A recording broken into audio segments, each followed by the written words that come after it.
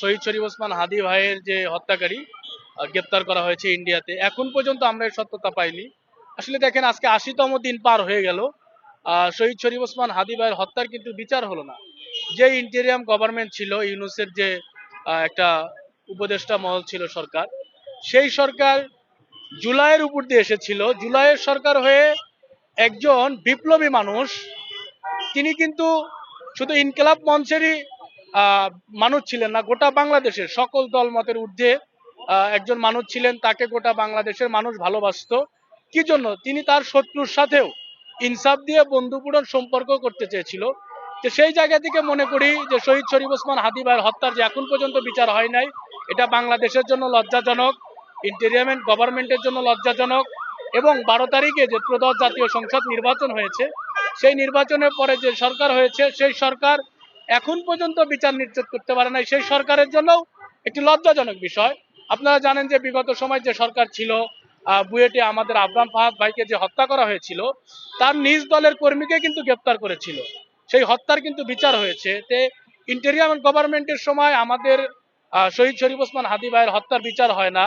আমরা মনে করতে পারি যে সরকারের যারা আইন শৃঙ্খলা বাহিনী, ডিজিএফ বলেন, এনএসআই বলেন, এরা কি এই হত্যাকাণ্ডের সাথে জড়িত কিনা, বা এই হত্যাকারীদেরকে দেশ থেকে পালিয়ে যাওয়ার জন্য তারা সহযোগিতা করেছে কিনা, এটাও আমাদের মধ্যে একটা প্রশ্ন জাগে। আরেকটা প্রশ্ন হলো যে আমাদের ওসমান ভাই, তিনি ঢাকায় ৮ আসনে স্বতন্ত্র হিসাবে নির্বাচন করতে গিয়েছিল।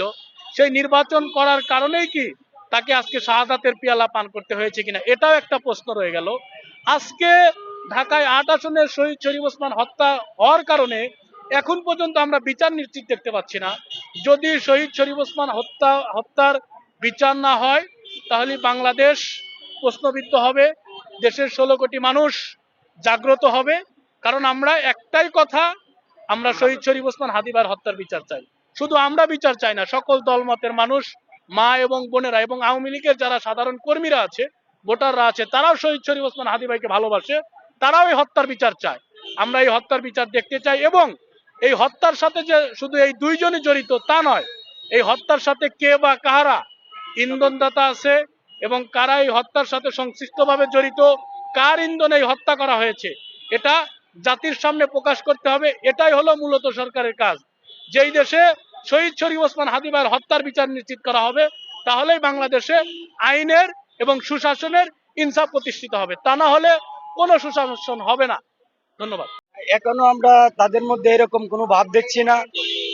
এখন আমরা যারা নতুন প্রধানমন্ত্রী হয়েছে, বিএনপির প্রধানমন্ত্রী, আমি বলবো ওনাকে বাংলাদেশের প্রধানমন্ত্রী হওয়ার জন্য।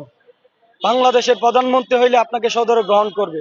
আর যদি এক দলের প্রধানমন্ত্রী হন, আওয়ামী লীগের হাসিনার মতন আপনি প্রধানমন্ত্রী হন, তাইলে কিন্তু এই দেশের জনগণ আপনাকে কোনোভাবে মেনে নেবে না। কাজী উসমান হাদিকে সারা বাংলাদেশ ধারণ করেছে। আমি মনে করি আপনারাও ধারণ করবেন। রাজনীতির ব্যক্তি যারা বর্গ আছেন, উনি সাধারণ মানুষের কথা বলতেন, উনি আপনার আমার সকলের কথা বলতেন।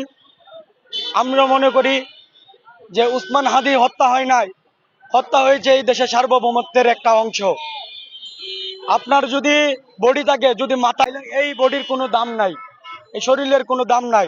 উসমান হাদি হচ্ছে এমন একটি প্রতীক, যা বাংলাদেশের আপামর গণতন্ত্র, বাংলাদেশের মানুষের কথা এবং সকলের কথা তুলে ধরতেন। এখনো পর্যন্ত আমরা কোনো বিচার পাচ্ছি না এবং আমরা বিচার দেখতেও পাচ্ছি না।